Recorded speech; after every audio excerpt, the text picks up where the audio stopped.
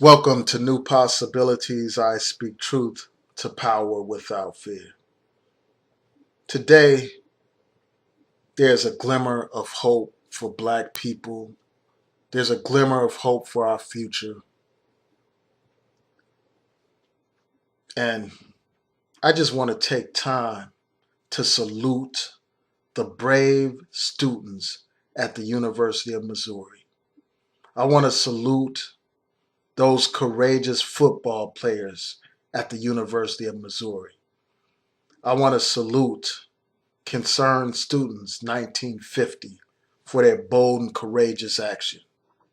They said enough is enough. They took a bold stand and they made a difference. See, Frederick Douglass taught us that power concedes nothing without a demand. It never did and it never will. And those students at the University of Missouri had a demand, a simple demand, and that was for Tim Wolfe, the president of the university, to be removed, for him to be fired. They made this demand because for so long they had complained about racial incidents at the university. They complained about racial slurs being used against Black students at the university. There was an incident where students smeared a swastika on one of the dorms at the university. They used human feces to smear this swastika, this symbol of hate at the university. In response to all this racial strife and problems at the university, the president of the university was dismissive of the students' legitimate concerns. The president at the university was non-responsive to the people's concerns. He couldn't care less about what the people were complaining about. So the students had enough. And one Black student, a graduate student by the name of Jonathan Butler, said he had enough. So he went on a hunger strike. And he said that he wants the president to be removed from the university. He said either the president will be removed or I will go on a hunger strike to the point where my internal organs fail and my life is lost. That's commitment. That's what commitment looks like.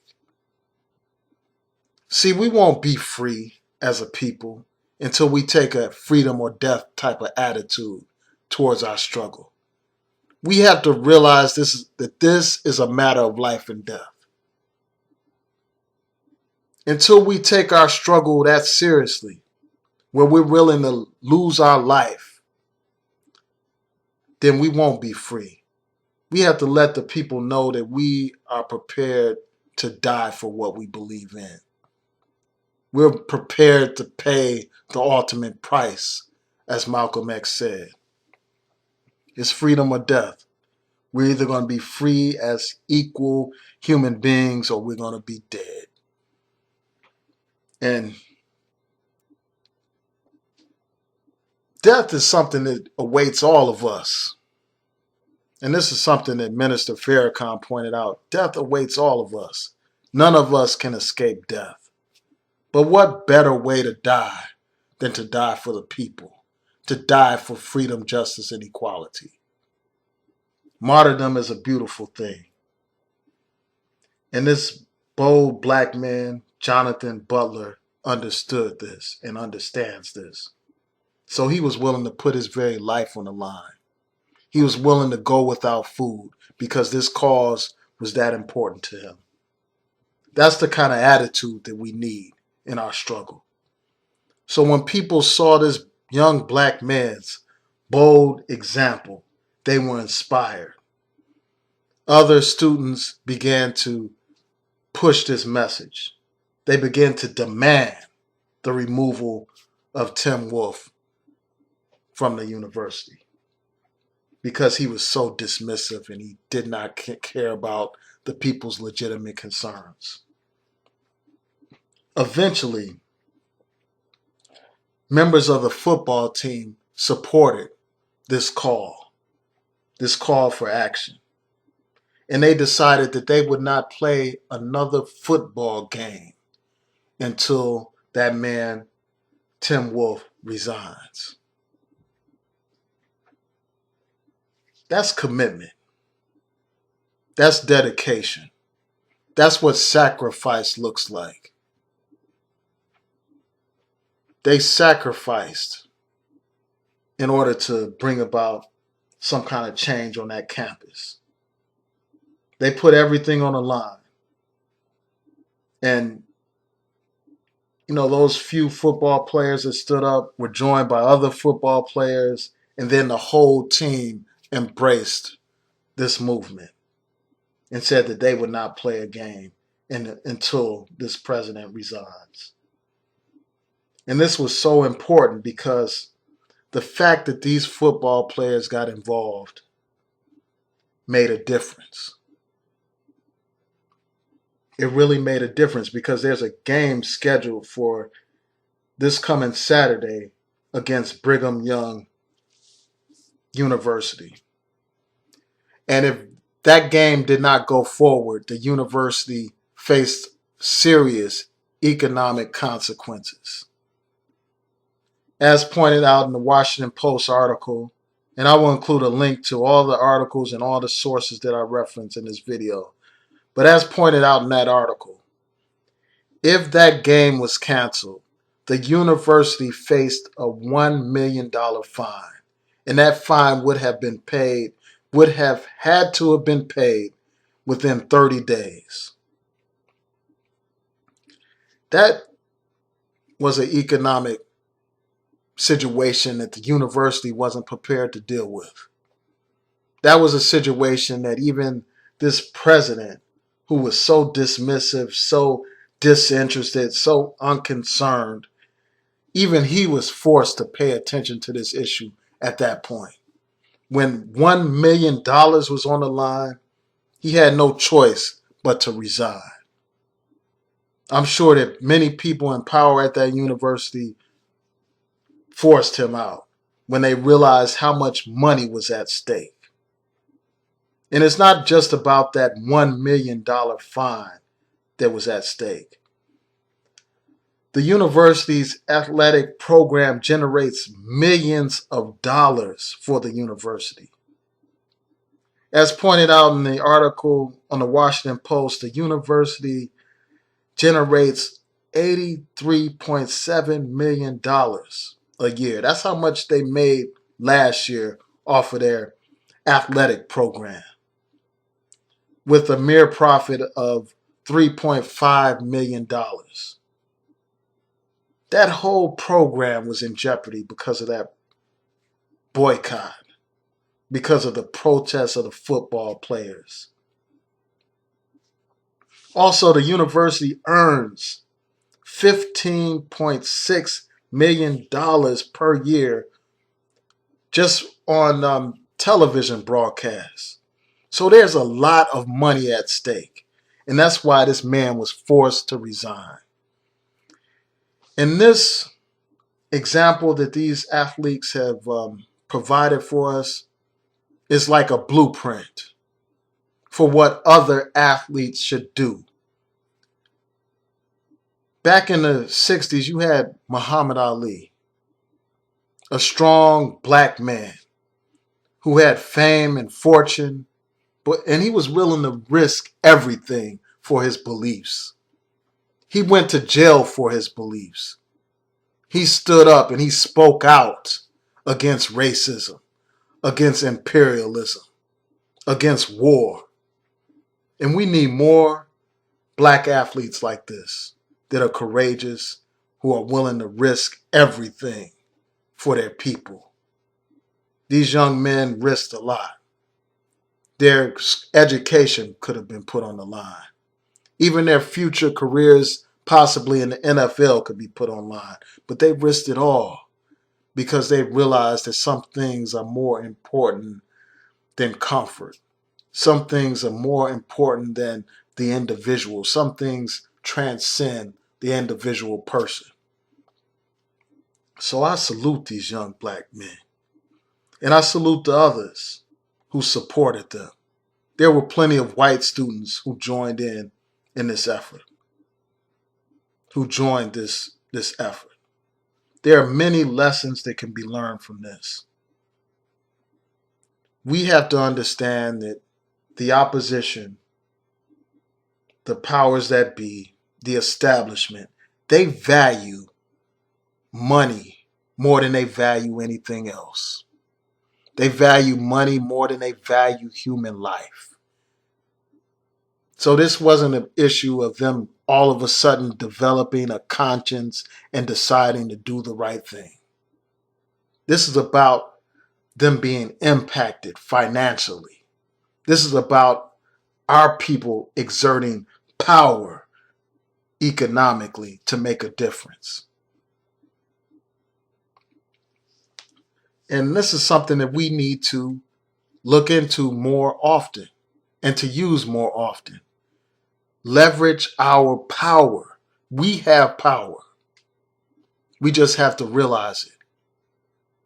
We have to harness our power to bring about change. And the only way you can do so and harness your power, the only way that can happen is if you are unified and if you are organized. That's what we need, unity and organization. And that's what you had at the University of Missouri. You didn't have a couple of football players boycotting. You had the entire team stand up. And that's what we need. You had others outside of the African American community join in this effort. Because right is right and wrong is wrong. And we need to organize ourselves, unify ourselves, and work in coalition with others to bring about change. So that's one of the valuable lessons learned here about the power of economics, about the power of organization and unity. This is an example that we need to follow. And this is an example that more athletes need to follow as well, black athletes and entertainers. They have a responsibility to the black community. They need to give back and they need to be engaged in the issues that matter in our community. All these young black men and women being killed by police, and many of these entertainers are silent. Many of these athletes are silent. You had a couple of brave examples of black football players and athletes wearing shirts indicating their support for the struggle, displaying other signs of support for the struggle. But we need people who are willing to risk it all, willing to risk financial gain for the people, willing to risk their comfort, willing to risk losing money, willing to risk losing everything for the people. Also, another valuable lesson here is just the use of social media. This movement at that university, at the University of Missouri, was able to take off as a result of social media. Twitter, they used Twitter to convey their message, to mobilize and organize people, to inspire people to get involved in the struggle. And that's something that we need to do more effectively as a people. So I commend these young people. I salute them. And, I have much respect for them. They didn't sit around waiting for some traditional civil rights leader or organization to come in and rescue them. No, they took matters into their own hands. They didn't wait for Martin Luther King to rise from the grave or Malcolm X to come from the grave or Huey Newton to come from the grave. They looked in the mirror and they realized that all we have is us. It's on us. So they took the appropriate action. Now, in response to this bold and courageous action, of course, white racists are having a fit. They're going nuts. They can't stand to see young black people exercise this kind of power. And just witnessing the frustration of these white racist conservatives just brings delight in my heart. When they suffer pain, I'm happy. I like to see them upset. You had one commentator on a radio program by the name of Michael Berry called these black football players thugs. That's the new term for nigger, in case you didn't know it. He basically said, you should be happy slaves. And this is just an analogy. This is the analogy that I'm drawing. But he went on to say, well, the university has provided you with room, board, education, textbooks, and a chance to try out for the NFL. So basically, he was saying, well, what are you Negroes complaining about? You got it so good. You need to just be quiet and be a happy Negro. That's essentially what he was saying, what he implied, that we should be happy and content. That the football players don't have any reason to be protesting. They should be happy to be at the university. Well, they're not happy to be treated like second-class citizens. They're not happy to face racial insults, to be called niggers. They're not happy about that. So they stood up. They realized that their human dignity was more valuable than the trinkets that your university had to offer them. Those young men on that football team, they are men, real men, not thugs. Not thugs.